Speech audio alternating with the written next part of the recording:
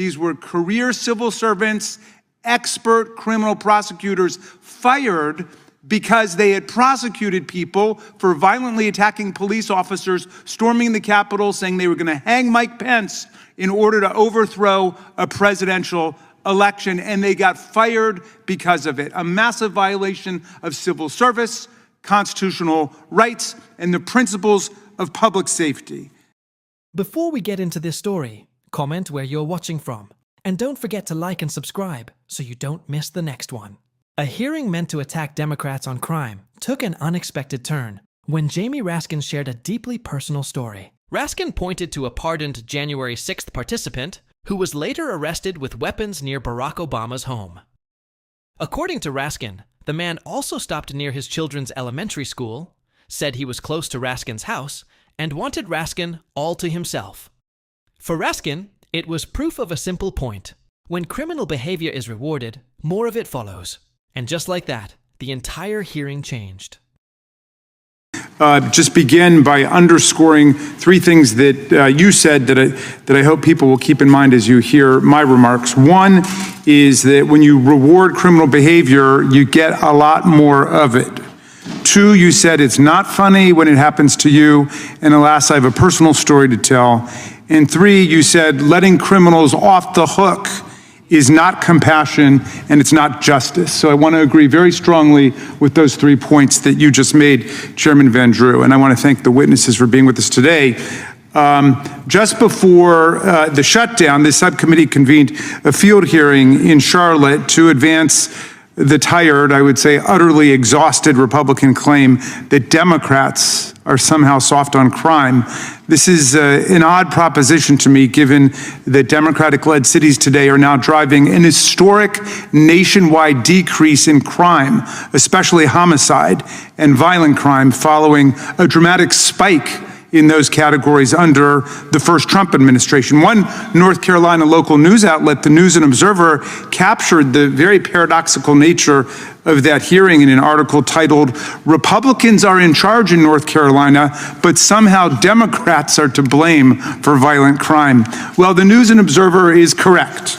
Republicans from the White House to Congress to the state houses are systematically undermining public safety in communities across America with what I would call gangster state policies, while claiming that Democrats are to blame. Well, what's really going on? Let's start with the administration's first day in office. How about that? On the first day, Donald Trump pardoned nearly 1,600 January 6th insurrectionists, people who either pled guilty or were convicted beyond a reasonable doubt by a jury of their peers for hundreds and hundreds of crimes, including hundreds who violently attacked Capitol Police officers, Metropolitan Police Department officers, Montgomery County, Maryland police officers from Virginia, and so on, with baseball bats, steel pipes, Trump flags, Confederate battle flags, broken furniture, and bear mace into people's eyes. In the months since, the Department of Justice proceeded to fire dozens of FBI agents and federal prosecutors, the most experienced federal prosecutors we had, career civil servants appointed under Republican presidents and Democratic presidents, simply because they had worked in the January 6th investigation. Nothing like that had ever happened before in the history of the Department of Justice, and I hope nothing like that will ever happen again. These were career civil servants, expert criminal prosecutors fired because they had prosecuted people for violently attacking police officers, storming the Capitol, saying they were going to hang Mike Pence in order to overthrow a presidential election, and they got fired because of it. A massive violation of civil service, constitutional rights, and the principles of public safety. 140 of our officers were injured, wounded, disfigured, disabled, hospitalized on that day. 140 of them. I wish I could take 140 minutes and tell you about each one, but I'll tell you about one of them. I'll tell you about Sergeant Gunnell. Now, Sergeant Gunnell's written a book about his experience, which I recommend highly to all of you. His family were immigrants to America. He became a citizen as a kid, and he fell in love with police work. And his family took a trip to Washington, and they visited the Capitol, and he met police officers here. And he had a dream that he would become a Capitol police officer one day. And what do you know? He became a Capitol police officer after he served in the Army. And he went to Iraq, and he went to Afghanistan. And then he was here on January 6th. And he said he faced violence, which he described as medieval in nature, that was far worse than anything he had seen in combat in Iraq or in Afghanistan. And he fought for hours and hours. And he was so wounded, they destroyed a rotator cuff. His left foot was smashed and destroyed. He couldn't lift his shoulder. He was beaten in the face and the head. He did everything he could to try to get back to work, and the force told him he was just no longer physically fit to do it. Forced to retire by the insurrection Donald Trump incited, according to a bipartisan vote of the House of Representatives, which 57 of 100 senators voted to convict him on, the most widespread bipartisan vote in the history of presidential impeachments. And he was that wounded, that disfigured, that incapacitated. He could no longer serve. He had to leave his dream job and is now living on a fraction of what his income was before because of that violence that took place. That's just one story. I wish you could know all of the stories. Maybe you know the story of Michael Fanone. He was a DC cop. He wasn't even on duty here. He heard about it, that the Capitol was under attack on the radio. He immediately drove to the Capitol, got off several blocks away, ran to the scene to join the police officers. And he got pulled into the crowd after fighting for hours, and he had a heart attack. And he was afraid that he was going to die. And he begged them. He said, "I have 4 daughters. Spare my life." And his life was just barely spared. There's supposed to be a plaque up in the House of Representatives to the officers because of their indomitable valor and courage that day, but the Speaker won't put that up. And they won't give $1 to the families of any of these police officers whose lives have been so fundamentally altered. But they did sneak a little provision in to give $1 million to each Republican senator who were inconvenienced because they were treated like other American citizens, and their phone records were subpoenaed because they were involved in the conspirators of that attack. That's where the sympathies run. Each of those guys was going to get $1 million payout. At least, I think I heard Lindsey Graham today say he wanted tens of millions for what happened to him. What happened to him? Did he get sprayed in the face with bear mace? Did he have to fight for hours to protect American democracy? No, his phone records were subpoenaed the same way any American's phone records can be subpoenaed if they're involved in a criminal conspiracy or if their name comes up in a criminal investigation. And if you don't like that, you should support the bill that Chairman Jordan brought before us in markup yesterday, which we passed unanimously numerous times. That would save all Americans from abuse of that process. We've been trying to do that for nearly a decade, I believe, from this committee, and the Senate has consistently rejected it. They're not interested in protecting anybody else's civil liberties. They just want their $1 million jackpot payout. Well, in any event, so that was the story on January 6th, and this administration's done everything in its power now to reward the people who participated in it. Meantime, they're firing the officers, the FBI agents, the prosecutors who tried to prosecute it. Now, I want to tell you, though, a lot of people would want to sweep the whole thing under the rug, and they think it's over. But, you know, crime doesn't really work like that, and criminals don't work like that. As the good chairman said when he kicked this off, if you forgive crime, if you pardon it, if you let it go, you're going to see more of it. Well, let me tell you a little story about that, because we've got lots of cases of these pardoned criminals going out and committing other crimes. Let me tell you the ones that we found that have been committed by people that Donald Trump pardoned on his first day in office. They've gone on to do terroristic threats, home invasion, burglary, vandalism, theft, felony assault with a deadly weapon, discharge of a firearm, manslaughter, drunk driving, grand theft, aggravated kidnapping, reckless driving, reckless homicide, invasion of privacy, conspiracy to commit murder as a hate crime, possession of child pornography, violation of protective orders, assault, violation of anti-stalking order, DUI, battery, felony, malicious bodily injury, rape, forgery, sexual assault, illegal gun possession, drug possession, conspiracy to murder. Who's responsible for all that? These people were pardoned by Donald Trump. Sentences commuted. Out on the streets now, these people doing all of that. Let me tell you about one of them. I told you I was going to get a little bit personal here. I take the subject raised today personally. This guy's name is Taylor Taranto. He was pardoned after being convicted of multiple crimes on January 6th.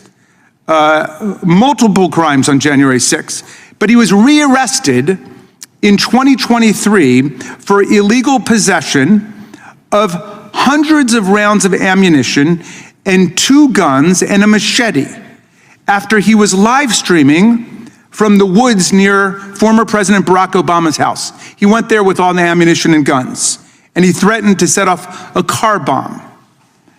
Well, on the way there, he showed up at the elementary school 2 blocks away from my house, where all 3 of my kids went to elementary school. And he told listeners that he was at the elementary school near my house on his live stream. He said he was near my house. That's where he was headed next. And he didn't want to tell anybody where I lived because he said, I want Raskin all to myself. Fortunately, my wife and I and my kids were not at home when he stopped there on his way down to Barack Obama's house. This is a January 6th insurrectionist who's been pardoned by Donald Trump. You may have read about him recently in the newspaper because at the sentencing for other crimes, 2 Department of Justice lawyers mentioned that he participated in the riots at January 6th, and his superior officers, the Department of Justice, objected to the fact that these DOJ lawyers had referred to the January 6th riots and suspended them. Somebody correct me if I'm wrong. I don't know if were they suspended? These lawyers were reprimanded for what they had done, and they were suspended simply for mentioning the reality that January 6th had taken place. Look, it's not just January 6th. Trump recently pardoned crypto executive Changpeng Zhao, who'd been sentenced to 4 months in prison in order to pay one of the largest corporate penalties in history after pleading guilty to enabling money laundering through his crypto exchange. According to prosecutors, he aided Hamas, he aided Al-Qaeda and other terrorist networks. But Donald Trump pardoned him. He also pardoned Ross Ulbricht, the creator of Silk Road, an online black market that allowed thousands of drug dealers to distribute hundreds of kilos of illegal drugs, including heroin, cocaine, and opioids. Take Ghislaine Maxwell, who was transferred from a real prison to a prison camp after the number 2 at DOJ went to see her. On July 22nd, the Democrats on the Oversight Committee moved to subpoena her. They got Republicans to come over and agree. The next day, she was sent her subpoena. And the next day after that, July 24th, that's when Todd Blanche went to see her.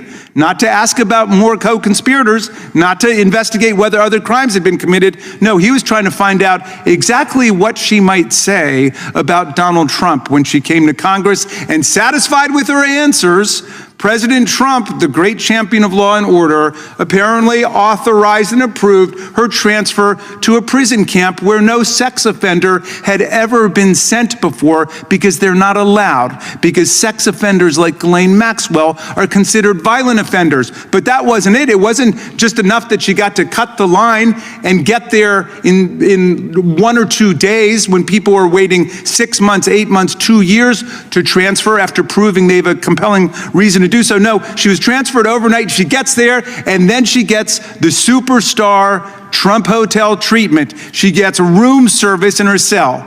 Ever hear of that before? Well, she gets meals brought to her. She gets special exercise privileges there. She gets special visitors that come whenever she wants them to come, and they're allowed to bring their computers. And they don't even deny that. They just say they want the people who brought that as whistleblowers to members of this committee, they want those people punished. And her lawyer was bragging about the fact that they were punished. In other words, that they suffered retaliation for speaking out, when this committee has always stood up for the rights of whistleblowers to tell the truth about abuse of law in America. Well, they've taken a wrecking ball to the federal government's ability to investigate and prosecute criminals. The DOJ is hemorrhaging thousands of lawyers.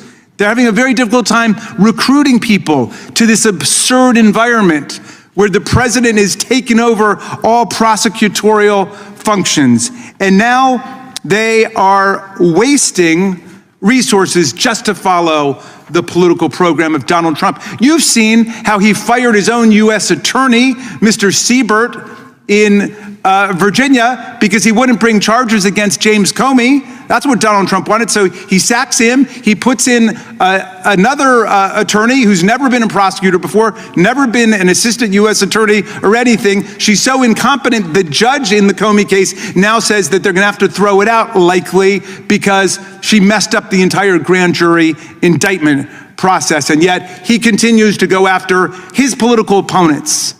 What a radical distortion of justice that is, and what a waste of our resources. They are draining resources away from human sex trafficking, away from child sex exploitation, away from drug trafficking, to go and either participate in their anti-immigration campaign or just to do whatever Donald Trump wants them to do. So, my friends, this is the record that they want to brag about, when we've got real Democratic mayors across America who are, and some Republican mayors, but mostly Democratic mayors, who are actually reducing crime and fighting crime.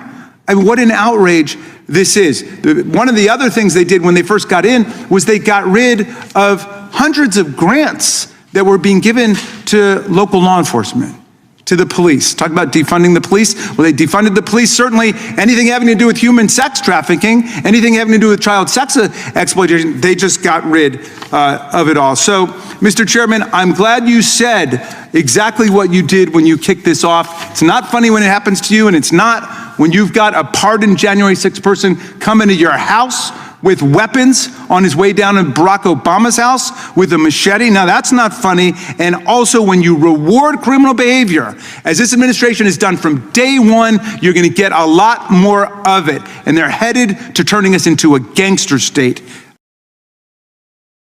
Let's be clear about what Jamie Raskin accomplished here. What was supposed to be a hearing attacking Democrats as soft on crime ended up becoming a sharp criticism of an administration that, according to Raskin, rewarded lawbreakers while targeting the very people tasked with holding them accountable. Raskin began by challenging the hearing's central argument. He pointed to the contradiction of blaming Democrats for crime, while Republicans control many of the institutions responsible for public safety policy. From there, he laid out what he described as a troubling pattern: the pardoning of January 6 defendants, the dismissal of prosecutors involved in those cases, and the weakening of law enforcement efforts aimed at addressing serious crimes. But the most powerful moments came when he focused on the people affected. He spoke about officers injured during the Capitol attack, including those whose careers and lives were permanently changed. He contrasted their sacrifices with what he described as a lack of recognition and support. Then the hearing became personal. Raskin recounted the case of Taylor Taranto, a pardoned January 6th participant who was later arrested with weapons and ammunition near former President Barack Obama's home. According to Raskin, Taranto also stopped near the elementary school attended by his children and spoke about wanting to confront him directly. For Raskin, this wasn't a political talking point. It was a real-life example of the consequences he believes come from rewarding criminal behavior. His broader message was simple: when leaders excuse misconduct, undermine accountability, and remove consequences, they risk encouraging more of the same behavior. Whether people agree with every part of his argument or not, Raskin turned what was meant to be an attack on Democrats into a forceful defense of accountability, public safety, and the rule of law. And, by the end of his remarks, the conversation was no longer about whether Democrats were soft on crime. It was about who was truly making America safer. and who was making that job harder?